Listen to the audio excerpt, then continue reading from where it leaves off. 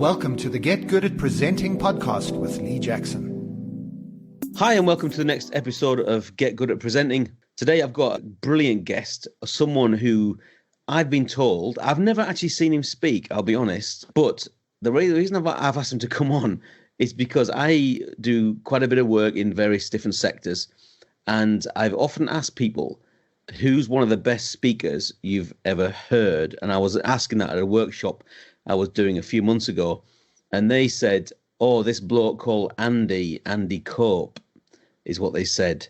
They basically were waxing lyrical about how great he was, and I thought, I wonder if I could persuade him to get him on my podcast and ask him a few questions.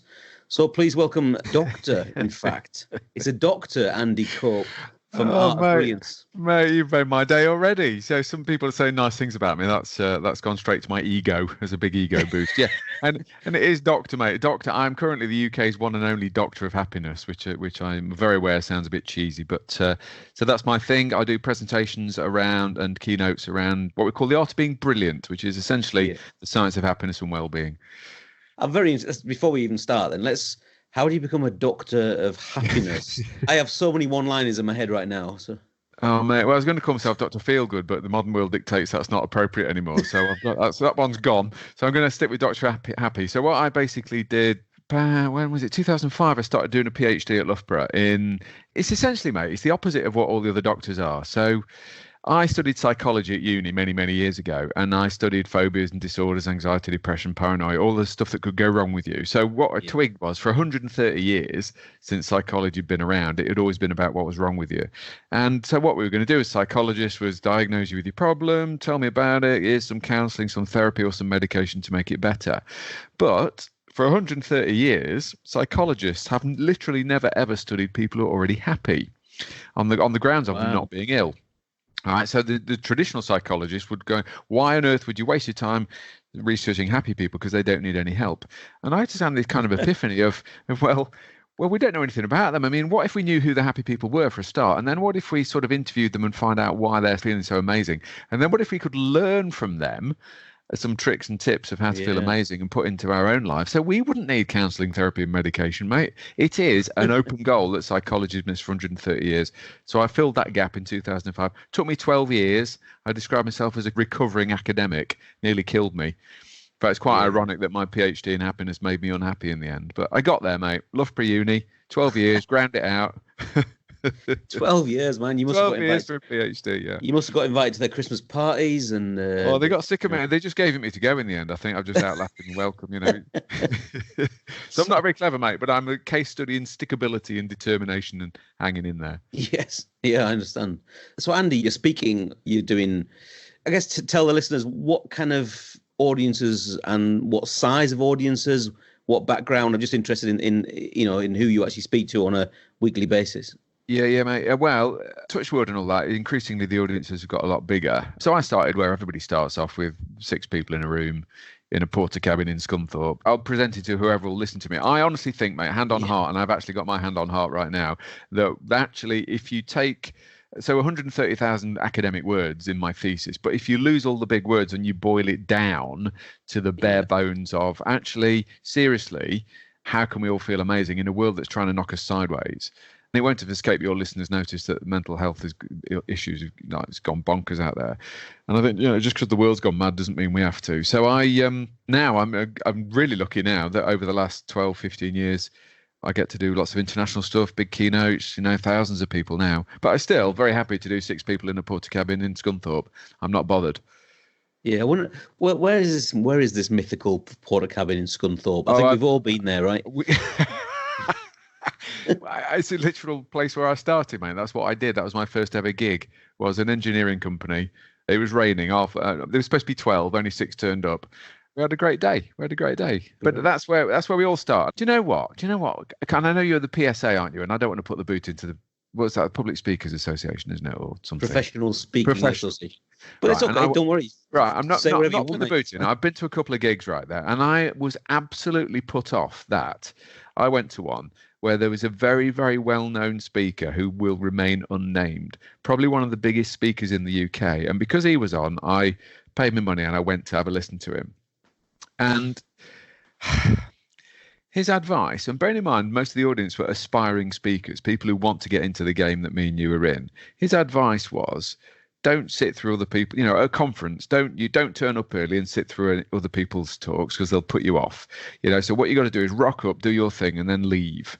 And I would say, mate, that was singularly the worst advice you could possibly ever give to an aspire. Whether he's trying to put people off, I don't know. But I was cringing at that because I think the opposite is the case. Whether it's 6 people in a porta cabin in Scunthorpe or whether it's 3,000 people in an auditorium in Dubai, makes no odds, right? They are paying customers and they deserve your best attention. And they deserve, if possible, for you to be there all day to listen and to tweak things accordingly. Well, I'm guessing I'm hoping that was quite a few years ago you heard that. It was quite a few years ago, yes. Yeah. I think it's fair to say that the Professional Speaking Association, the PSA, has come a long way since then. When I was president a few years ago, I chose the theme of authenticity as my theme. And Steve Bustin, the current president, is even going around, his talk is called Busting the Myths with Bustin, Steve Bustin. So we are literally busting all of that bad advice, all of those myths. It's a very different place to how it used to be. But anyway, I'm not here to advertise that. I'm just saying that kind of advice, I would go up to that person at the end and tell them, if not actually heckle them while they say it, because it's such bad advice. It is bad advice, mate. And I'm not putting the boot into the PSA, but I'm just kind of thinking that it was rank bad advice. And I think, any advice for people listening to this is don't ever be like that, honestly. Yeah. Turn up. I was at an event last week. I was speaking at, I think, 1:45 in the afternoon. I was there at 9 a.m. getting coffee with everyone else. I was listening to people, learning their names, getting photographs with them to maybe use secretly later. And I spoke at 1:45, and then I did a follow-up workshop. I was one of the first to arrive, and I think I was actually the last person to leave the venue. Yeah. Because by the time I packed up my stuff and everything else and talked to people and given some books away and all the rest of it, the organisers had left. I was the last person to leave. Yeah, mate. But you think that's good advice, though, because that's good value. You're giving, it's the extra mile, really. And I think you've got to care. And I think the authenticity is a really big thing. I say, because we've got a team now, there's about 20 of us who deliver our kind of positive psychology stuff. And I say, and we have one meeting a year. We had a meeting in last month. We got all 25 of us together in a room. And I said to the lads and lasses, I said, at the end of a conference or at the end of a keynote or at the end of a workshop with us, what you want is your delegates going back home going, oh my gosh, that was the most amazing thing I've ever heard. I've got to share this with you. This was incredible. What an experience. Yeah. And if, seriously, once again, hand on heart, certainly in our game of Wellbeing, if you can't get your audience to go home and say that, then you shouldn't be delivering our material, all right? Because honestly, that's how powerful it should be. I mean, we're really lucky that we're blessed with, delivering a subject that's inherently interesting to most human beings. Everybody wants to be happier. If you look around, there's a world shortage of happiness at the moment. Yeah. So it's a really big deal.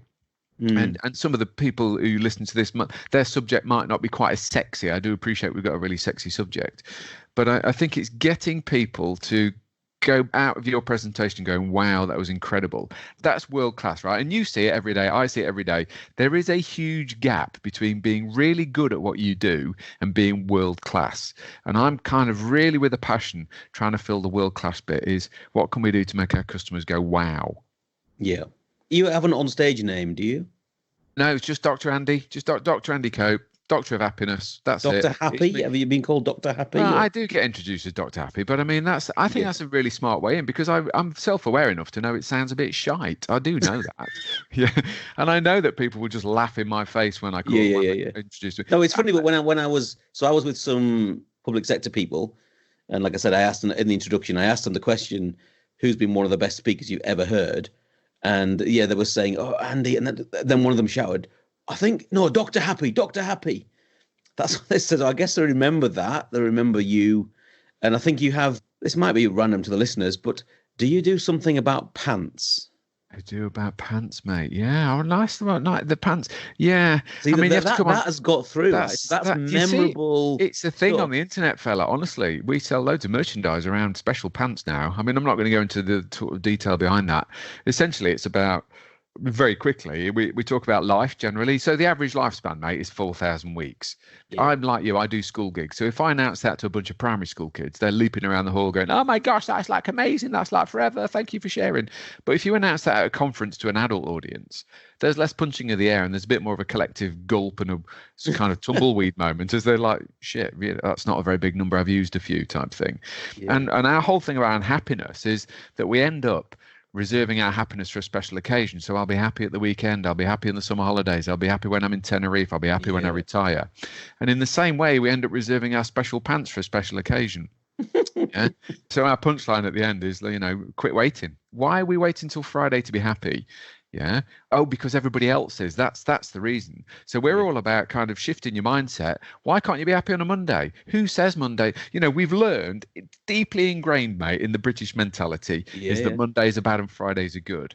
So we challenge stuff like that, and it's kind of quite funny. But if you realise you spend 1/7 of your entire life on Monday, then people are kind of, oh yeah, that's a big chunk of my life that I've got irritable bastard syndrome about. Is what we call it. Yeah. And I could argue, let's argue the other way. Let's give your listeners something to kind of make their head hurt. You could argue, right, that Mondays and Fridays are completely neutral. So you spend 1/7 of your life on both of those days. Yeah. Mondays have only become bad because I've learned to think about them. And we could reverse the thinking. You could suggest that Friday is another week closer to death, couldn't you? Which is true. You could, yeah, that would be very cheerful. But we're like, oh my gosh, thank gosh it's Friday. Well, it's not thank gosh it's Monday. So once again, reversing the thinking. Because if you 12 years of interviewing happy people, mate, guess what? They live in the same world that I do. Brexit's happening to them, and Trump's happening to them, and they spend 1/7 of their life on Mondays as well. But all they're in the same world, but they've got different mindset, different ways of thinking. And that's what I was looking at for 12 years is what was going on in their heads? Because I wanted to be a happy person as well, basically. Yeah. That's fascinating stuff, isn't it? Yeah, I love all that. One thing that's always got on my nerves, and I do when I'm working, like today, I've got like an admin marketing day, interviewing you and doing a few boring stuff. I'm not speaking today, so I'll sometimes have the radio on in the background, and I switch it. I'm very careful what I listen to because what inputs is really important, isn't it? Right? Because it can make you really fed up. So I don't listen to the news all the time and that kind of thing. But what I notice is that radio presenters are obsessed with Friday. So you listen to any radio on a Friday, they're always saying, the weekend's nearly here, Friday's nearly here, and they say it all the time, and they have this big countdown to the weekend is here. But when I realized that's all based on the fact that we should hate the rest of the week. That's such a deeply ingrained cultural thing, and that's exactly the whole point. Is who said Mondays are bad and Fridays are good? No, what you do is you look out the window. Nobody else seems to like Mondays, so what we do is we join in with everybody else. Of course, it's a human instinct is to fit in. So as a gregarious creature, you're a pack animal, so you've got a desire to fit in to what is socially normal. So I mean, you can overdo it if you bounce in on a Monday morning, all jazz hands going woohoo! Don't those weekends drag? Then that somebody's going to punch you on the nose. There's an old English word, mate. It's a grinagog, and a grinagog is somebody who's so happy you want to beat them to a pulp. And I think I don't want our audiences quite to get that happy. If you're annoying people with it, then that's too far. But everybody can learn just a couple of things really to just increase their own well-being and their own happiness. That's fantastic. Right, we've done 15 minutes on that. I suppose we better start talking about presenting. Oh, gosh, yeah, go on. It is get good at presenting, isn't it? But I'm so interested in your subject, and you're a great guy, Andy. So you're a very popular keynote speaker. I guess you and your team also do workshops. Can you specify, the difference in the two? So, you might be with a workshop with 20 people in a room, or keynoting in front of 200 or 2,000. Can you specify, because you've made that transition, haven't you, from that porta cabin? What differences have you done? What changes the way you present in a workshop environment or training environment into a keynote speech? Right. Now, and that's a really interesting question because some people won't differentiate and they'll just do their thing. I started out with the small groups. I started out with the 10s and 20s. So I can still do those, and I think I can do those pretty well. I think when you at a conference, if you've got 500 people, then it's more of a performance. It's more of an energy. And quite often a conference will need a rescue. You'll have been to the same ones I've been to, mate, where where, it's flat and the speakers are very knowledgeable, but they're just not great speakers. The slides are all over the place and there's no narrative to it. And the audience is like death by PowerPoint. Yeah. So I think having more of a presence, I mean, our stuff is high energy anyway, but I think if you've got 500 people, they are going to go away. They're going to catch your energy. If you haven't got any energy on stage with 500 people, then you're going to die a death. In fact, it boils back down to the PhD again, if you don't mind me going there, is human beings, we are contagious. So essentially, your emotions are an open loop. In fact, Daniel Goleman, he's a clever bloke. He talks about emotional intelligence. He calls it emotional soup.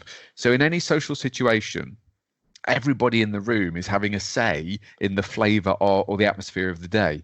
So if there's 20 people in the room in a training workshop for half a day, everybody's having a say in whether that works or not. Everybody's having a say in the atmosphere. Same with 500 people. But so the couple of questions arise out of that is, the first of all is what flavor you're adding, which is kind of quite a personal thing. Am I adding energy and passion and positivity and authenticity, or am I adding, my train was late and I can't be asked to be in this room? And the second thing out of that, and I think it's more powerful if you're a keynote speaker, is who's having the biggest say in the flavor of the emotional soup, or who's having a biggest say in the flavor? And it's the speaker, it's the trainer. So it's like a leadership thing, really. I always say, because sometimes I get introduced as a motivational speaker, and I'm really not. I describe myself as a motivated speaker. So I really seriously care, and I seriously give a shit about my message. And I really care desperately that people take it on board. But I can't motivate the crowd. I can't put the fire in the belly. All I can do is be motivated and be inspired myself. And if I can feel inspired, then I know from the research that I've done that that's got a chance of leaking out of me and impacting on the people in the audience. Yeah. So getting yourself inspired is really inspiring yourself first and foremost. It sounds a bit selfish, but looking after number one, having energy, having authenticity, and a bit of passion about your message. Yeah. So this event I was talking about last week, I won't say where it is, so in case my client's listening, but it was great and I really enjoyed it. But I had to grab them by the throat, because they'd had a lot of low level, kind of boring, a lot of death by PowerPoint, lots of little discussion groups and everything else. And the energy was really low when I got up. And I'm at the point now, and maybe you are too, Andy, where you just feel, do you know what? I'm just going to go for it here. I'm just going to grab them by the scruff of the neck, and I'm going to, drag them along with me, kicking and screaming. And we're going to have some fun. We're going to have some laughter. And after about 6 or 7 minutes, they got it. The soup changed. Do you know what I mean? Yeah, exactly. But quite often they're paying you quite a lot of money to be that ingredient, aren't they? I mean, that's your job. Look, me and you, we're on the circuit. I've seen some stinkers in my time, mate. I've seen people who charge an awful lot of money delivering very little, and it kills me. It hurts me. It pains me greatly where audiences haven't got a good value for money. And I always think another thing in terms of if you wanted to be a presenter, or if you already are, I always say to my team that your presentation starts the minute you show up, basically. So, I mean, sometimes you maybe you're on fourth or whatever, but sometimes you're running a workshop and you've met an inset day, a teacher training day is classic, right? So you might have 5 schools turning up. You've got 150 teachers rocking up. And I've got maybe about 20 different PowerPoints that I will just flick through gradually as delegates are arriving. So if you're there early and you're sitting down, every time you look up at the screen, there'll be a slightly different PowerPoint on there, and funny ones, good ones, positive ones, nice ones, and people take pictures of them as they're going through, and people just notice it's a bit different. And there's music on. I don't know about you, but I have music, and I turn it up as loud as I'm allowed to. So when delegates are coming in, the place is rocking. And there's different PowerPoints on. So I just think it starts well before you stand up and do your thing. And the other thing I also talk about is I say that everything talks. So in terms of that, I mean, it's the way you look, it's what you're wearing, it's the time you show up, it's the look on your face. It's crucial that you're in the zone and you look professional. Although I turn up in jeans and t-shirt, I've got a happy t-shirt and jeans is my thing. But that's talking, that's giving a message before I come on. Yeah. So some people are really obsessed with what you wear on stage. People, I couldn't possibly go on stage without a tailored suit and all this kind of stuff. When did you land with the kind of jeans and t-shirt? And has any of your clients complained to you about that? Nobody's ever complained. No, we're back to your word that you started with, authenticity. I'm from Derby, mate. You know what I mean? I'm not an Armani suit man. I haven't got a bloody Armani suit. So I wear my t-shirt. It says happiness all over it. And then I've got a couple of t-shirts I normally give away as well. So I always kind of reveal the t-shirt and say I'm the Doctor of Happiness. It says happy all over me. And I've got a couple of prizes here. And that's another thing, isn't it? I think as a trainer, what I've found is there's really good value in giving a couple of t-shirts away, because people will absolutely take part if they think there's a chance of winning a happy t-shirt. So another trick of the trade there, I think. That's great. And if you get to give the t-shirt to someone who's quite grumpy, it has an element to it, doesn't it? So I like the grumpy ones. I used to be a bit afraid of the grumpy ones, but generally we can turn them around now. Once they realize it, like I promise people, like, there's no bullshit, there's no psychobabble. You might not like me, but I seriously care. And quite often I tell my audiences, if you let me be me, right, we're going to have a cracking time. I don't know if you've fallen foul of this fella, is in recent times, the world has changed very quickly in terms of political correctness, like seriously quickly. Yeah. So some of our traders, I mean, I may as well name one of our guys, Andy Whitaker. I love him to bits. He's a comedian first and foremost. I met Andy about 10, 12 years ago. He's been with us for ages. And he's a comedian first and a personal development trainer second. He's the funniest guy that I've ever met. And what he could get away with 10 years ago, he cannot get away with now. So he's occasionally falling foul of an audience that is a little... So let me give an example. Like, whether it's funny or not is a moot point, right? And it's not Andy's gag, but I once heard a speaker say, my wife ate something that put her right off sex. And then he waited a second and we all are going, what is wedding cake? Right. Now, I personally, you see, you're laughing at that, mate. I don't think you can tell that gag in an audience, sadly, but I think it's funny. But I suppose a comedy club is different to... That's true. That is true. It's different to being at work, isn't it? And yes. I think in the private sector, you can probably do stuff like that. I mean, I wouldn't tell like any sexist jokes, anything like that, but you probably get away with more in the private sector. I think it's the public and voluntary sector that have much more of a... I agree. Much more of a radar. Do you do after dinners, by the way? Personally? No, I've done one or two, but I mean, I'd probably do another couple, but they're very specific after dinners. You do have to be really entertaining, and you have to be a comedian for an after dinner. Nobody wants something deep after dinner. I mean, I've got a lot of friends who do it. I interviewed John Atauka on here, who does lots of after dinners, and he tells me horror stories of an after dinner, speaker. They don't get on till like 20 to 11 at night, Yeah.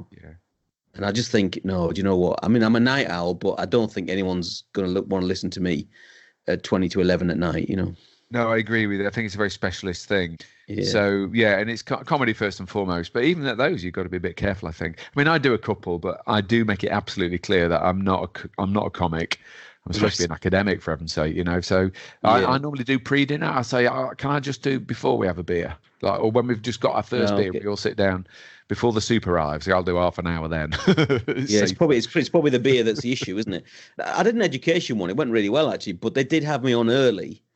But I was even hosting it. I did. Someone dropped out, and this local charity in Leeds, quite a big charity, they asked me to step in and host the event, and it was fine. They gave me a little bit of money, but that wasn't the issue. I just said, yeah, look, I'm happy to help out. But even as a host of an after dinner thing, an award ceremony, that was really hard work. It was a different ball game because people just ignore you most of the time. They do. Yes, I can remember doing one. I just got angry because nobody was listening to me. I was like, come on, because it's really important that you listen. I'm going to change your life here. And they were like, no, pass the salt and let's have another beer. So it's a waste of happiness. Looks a bit miserable. Yeah. Yes, there's an irony there somewhere. This audience is making me unhappy. So different audiences are different. Are you? Maybe you can't give away these secrets. I don't know, Andy. But if you were booked to do teacher training with 50 staff in a primary school, and then you were doing a keynote talk to 500 people, are you using roughly the same content? I am. I have got quite a bit of flexibility now over the years. I mean, I used to when I first started, you would hone it and then pretty much rattle out the same keynote every time. And thankfully I've got away from that. I do appreciate some people still do that, and I've got a problem with it if it's cracking content. Yeah. I'm very flexible, and in fact I hate working from You know, when your laptop isn't with you, because I've got loads of slides. I've got about 200 PowerPoints, and I can select according to how the audience is reacting. So during the little activities that I'll do, I'll kind of tweak things and change things and pull this in and drag that out. Not everybody's got that flexibility. I think it comes with having an eye for an audience eventually and knowing what they need. So I don't tend to do a fixed thing anymore, which I don't know. I quite like the idea, because in my book, the listeners will have heard me talk about, but I talk about chunks, that you know, a talk is a series of chunks of stuff, and what you're doing is selecting your chunks, really, aren't you, to the audience? And I think I definitely do that. That's why I'll never, like, one of the questions I get all the time is, the organizers ask me for my slides in advance. I'm like, well, I never send them, because I will literally change them on the day. Yeah. I'm glad it's not just me then, mate. No, seriously, I will do that as well. I mean, I'll send them something if they want it, but I said, I'm probably not going to cover this, but you can have these. Yeah, they're just ticking a box at their end, but they really, if you want to get the best speaker, you want someone who's in the moment, Yeah. And one little tip that I've done is if I get a chance, I meet some people during the day and I take some selfies with them, and then I put those selfies into my talk. Oh, that's clever. That's why you're the bloody professional fella. Yeah, I like that a lot. I like that a lot. Because nobody loves anything more than seeing their colleagues up on the screen, right? Yeah. So it's like, I was talking to Joan and Joan and Harriet, and they said this, and then you get a big round of applause. They love it, and they know that I'm not reeling out my standard shtick. Yeah. Do you know what I mean? And, clients love that kind of stuff. Audiences love it, Yeah. So I guess we've got our core content that we kind of like to get over there. But the other thing about having a team, is that I've never ever given them a set of slides and said, right, go and deliver that how I deliver it. Really? I will say, look, come and have a look at a couple of the trainers' training, and then you can say it. But if you can deliver it better than us, then we'll have you. That's what we're looking for, really. Wow. When I first started, mate, I worked on a program I was working in a uni. It was before PowerPoint. How long ago was that? Acetates, remember that? Acetates, never heard of them. It was a university, but they had a corporate program that was delivered all around the country for a particular public sector organisation. And I got a pack of 300 acetates, and I had to deliver them in a day. Right, I had to deliver them in the exact order. I mean, wow. And I did. I didn't know any better. Oh my gosh, It kills me now to be on the receiving end of that. It must have been so grim. So I go to the other extreme, mate. I'm going like, well, you can have my slides if you want them, but create your own, do your own thing. And I know you're big on PowerPoints, and I think PowerPoint is a really strong point of mine. So I'm not claiming to be the best speaker in the world, but my PowerPoints are lush. They are big and they fill the screen, and they either add something or they prompt me to say something, but they are so good, I think, in comparison with some of the other ones I've seen. But I took that top tip from you when we met you. You were Mr. PowerPoint. I thought, do you know what? I need to have a right good look at my slides. So I did, and I binned them and started again. So thanks for that. Well, I'm very happy to help.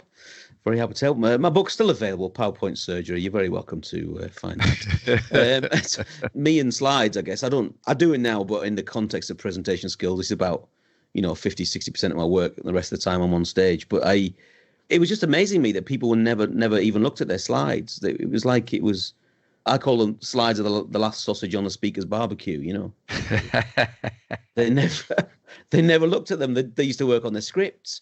They'd think about what they're going to wear. They'd go and get the tailored suit. They'd do everything. And then they'd just chuck up some random slides. Isn't that strange? But you said earlier that you have slides that are on before you're even on. Is that right? Yeah. Well, so just quotes nice and things and quotes and stuff. I mean, and we're lucky to work with a lady who does some really nice slides for us. So I'll just pick out messages that might be relevant for that audience and just, I don't know, put 20 together and just flick through them. And it just gets things ticking over before, because most people don't do that. I think if you look around at what everybody else does and don't do that, that's probably good advice. For you, I started out in higher education, further education, mate. So straight out of uni into adult education. And I fell into the trap of, I'd come from uni, so everything was in 1 hour chunks. It was a doddering old lecturer at a lectern who would read some boring old notes from his own book, put a couple of acetates on, and then bugger off after an hour. And I learned to do that as well, because you look around, you fit in. So I was doing it wrong for 8 years. I didn't realize. Wow. So it's only until you sort of get access to actually going to a conference and watching a proper speaker that you think, oh my gosh, I've been doing it wrong all these years. So for you, it was because this is really fascinating. 'Cause this is good psychology stuff. Because to you, it was that you didn't realize there was another way to do it. It hadn't crossed my mind, mate. It had not crossed my mind for an inkling that your slides could be good, or that you could have energy on stage, or that you could. I hadn't ever moved in those circles. I'd just done academia, and I just watched lecturers, and I'd become a lecturer by accident. And it's quite a big epiphany moment to realise that there was a different way, and that I could not only change the subject matter. So instead of from normal traditional psychology, what was wrong with you, to what was right with you, that was a big change. But then if you're going to deliver that, then that needs to be delivered with some serious oomph. So Wow. game changing really for me. And I know, mate, fear. Just talk about fear, because I'll take this as a surgery, right? I'm 12 years in. I'm still terrified. Is that right? You're still There's terrified something of wrong with speaking. me. Yeah. Well, I think there's several things going in play here, isn't there? One is that we should be a little nervous because that's good for us, right? Yes, I suppose it's because I care. I do care. I want to do a good job. Yes. If you just sort of rocked up on stage, yeah, all right, I'm Andy, I'm a doctor in it, you know, I'm gonna tell you some stuff, and yeah, we'll see how we go. It's not going to be great, is it? No, it's not going to be great. I think sometimes I think they see things as nerves and anxiety as a negative thing, when actually that can be a good thing. You know, you probably know. Do you know Steve McDermott? I do know Steve. Speaker. Yeah. I'm going to visit him tomorrow. I'm going to interview him too. And Steve's great. And I remember him talking about you got to make it feel like Christmas morning. That was his thing.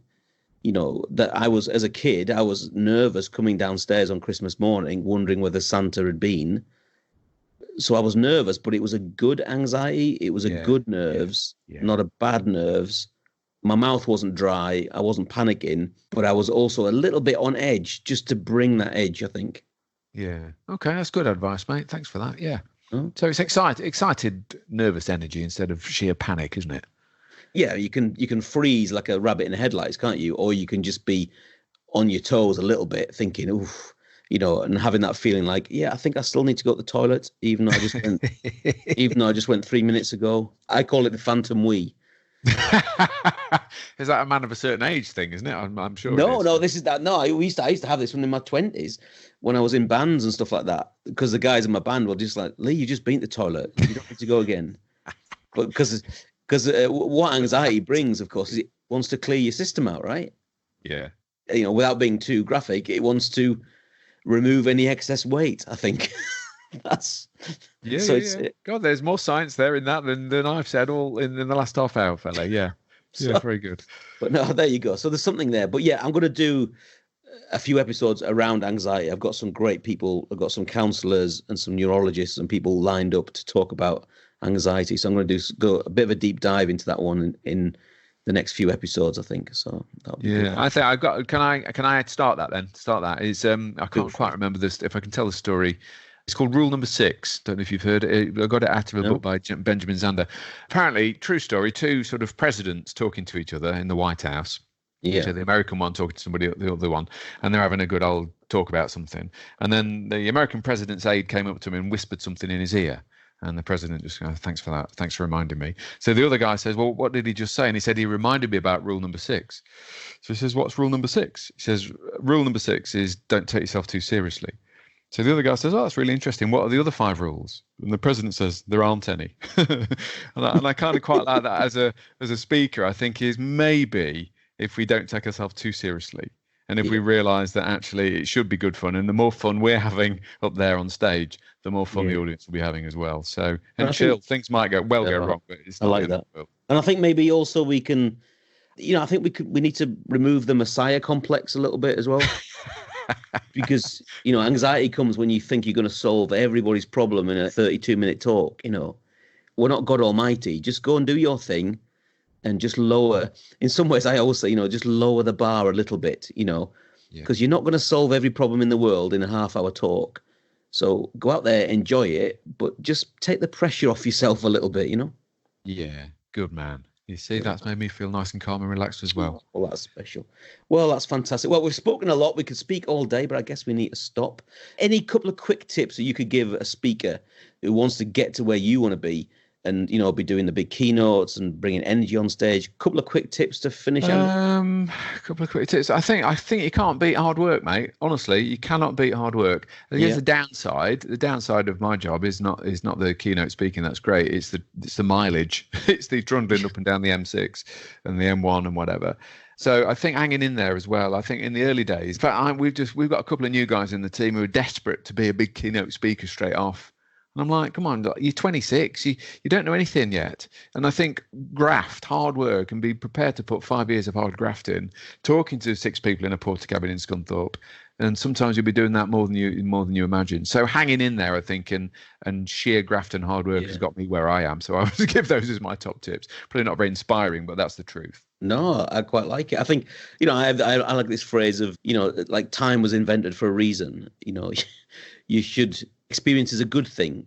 We should use time, because sometimes you can't replace time on your feet. You can't replace doing random, gigs in the middle of nowhere. You can't replace that stuff. You have to go through it. We have to go through and put our time on our feet, really, and get up there and do it. Yeah, great. So how can people find out a bit more about you, Andy? We are artofbrilliance.co.uk, and we've also just launched, so if that's the kind of businessy, keynote-y workshop stuff, which we think is the best in the world, but also we've just launched Brilliant Schools. So we're trying now to get like a subscription thing. It's not for profit, but a subscription thing where schools will sign up to like Netflix, but for Wellbeing. Wellbeing is such an issue now. We've got loads of high quality videos on brilliant.school.